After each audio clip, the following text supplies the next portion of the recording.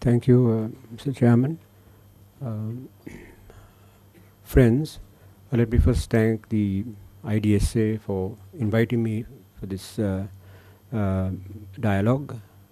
And actually, at the start of my paper itself, I have expressed my full appreciation of this initiative itself as someone who also is active in SAFMA, South Asia Free Media Association, where we saw the need for a dialogue amongst media workers in the region, precisely for soft diplomacy, track 2 diplomacy, to reduce conflicts and tensions and misperceptions.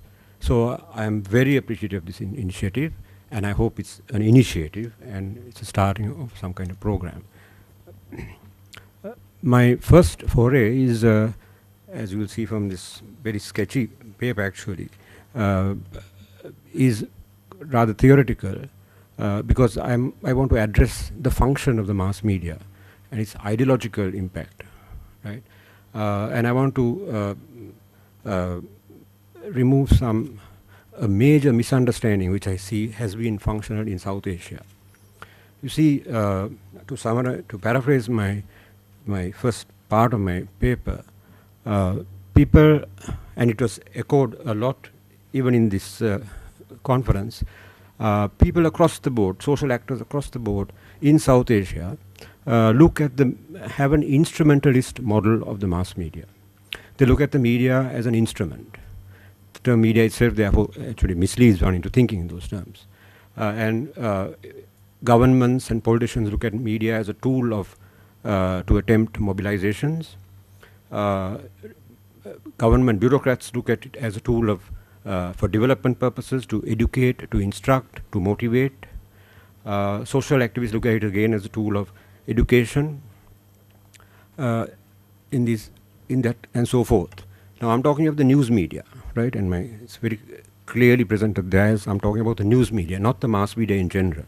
The mass media in general is a vast thing, and you'll have to include the cinema as well. And we're not talking about the cinema in this meeting. We're talking about the news media. And we're all news media workers here. We're not cinematographers or other kinds of media workers, artists. So the news media is seen largely in South Asia as a kind of instrument for development purposes, for state purposes, for centralization of discourses, that for homogenization, that kind of thing. I'm arguing, and my argument is nothing new, that the media must be seen first and second and third as an industry, not as an instrument, right? It can by default be an instrument, but it is essentially an industry. And I really don't know any professional journalist who will deny that, right? If at all you find journalists talking of media as an instrument, that's more spin and marketing rather than a confession of actual mission and practice.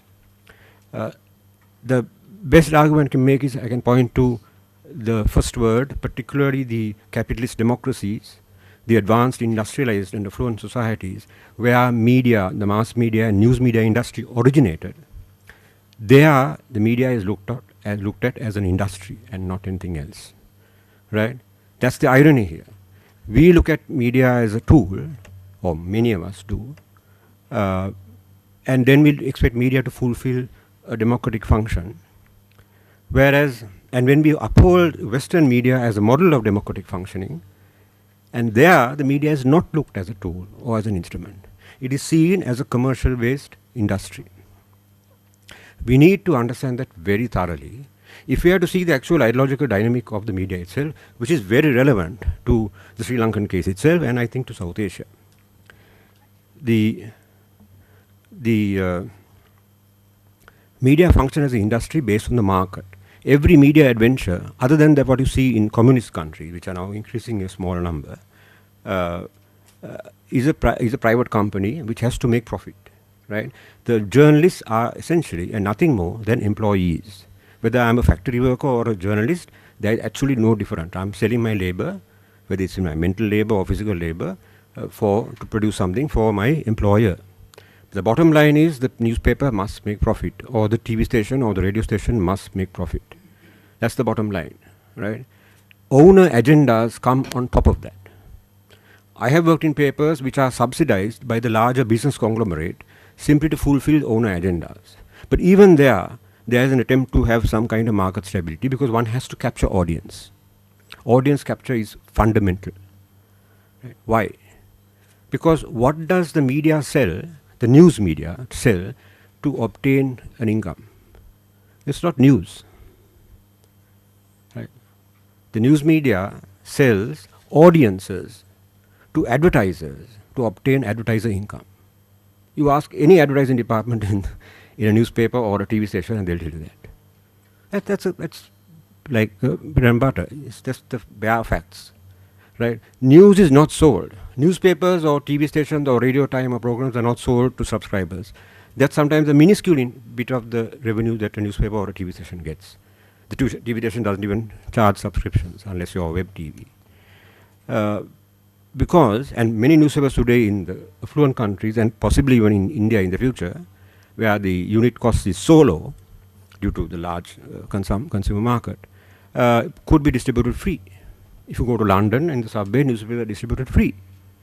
Right? Why? Because the advertising is the revenue. The product actually is the audience. The audience is sold to the advertisers. So then what kind of audiences are sold to what kind of advertisers is what is crucial. Right? That is the fundamental logic of the news media industry, which has to be understood. And when one transposes that logic onto the Sri Lankan or any other South Asian society, one can see it functional. In Sri Lanka, the news media operates within 3 discrete audience networks, discrete in terms of separate. There is the English, the Sinhala and the Tamil. The 2 major ones are the Sinhala and the Tamil. Increasingly, even more so, because the elite is no longer purely the anglicized class. There are enough nouveau rich, big-time Sinhalese-speaking capitalists. And increasingly Tamil-speaking capitalists as well. Big business, right? Very powerful, very influential. Middle classes which are also intelligentsia, right? Now, the media, news media produces news to cater to these audiences for absolutely commercial reasons. Audience capture for advertisers. Absolutely commercial reasons. How do they produce news? How does a journalist produce news for his or her Sinhala audience? One has to be a Sinhala-speaking journalist. One has to come from that same audience in order to produce what that audience thinks it needs and decides it needs and thinks its priorities of information it needs. The Sinhalese audience needs information about the undermining of their single nation unit of a state by minorities. Now, that has nothing to do with the mass media. That is to do with the state, as I'm very pleased to empathize with the moderator. In fact, I raised the issue of the state yesterday in a discussion when people are always talking about the media as creating this and that. And I said, outside the media, there is this other factor which functions at the citizen level, individual level, where we imbibe the state and become the state ourselves. So enough work has been done on that kind of thing for the past century and more. So the Sinhalese operate within a constituency. The newspaper has its constituency of Sinhala readers for whom Sinhalese journalists produce news, right? So they produce news which the readership wants to absorb primarily. It can be above that, it can be tweaked this way and that way according to owner interest, whether you can be a government newspaper or a government TV station or a private newspaper, or a very, you can be a liberal, westernized private owner, or you can be a not so liberal, not so westernized, nationalistic private owner, and there are both examples in Sri Lanka. My paper does not give such examples, partly due to personal selfish reasons of industrial survival myself.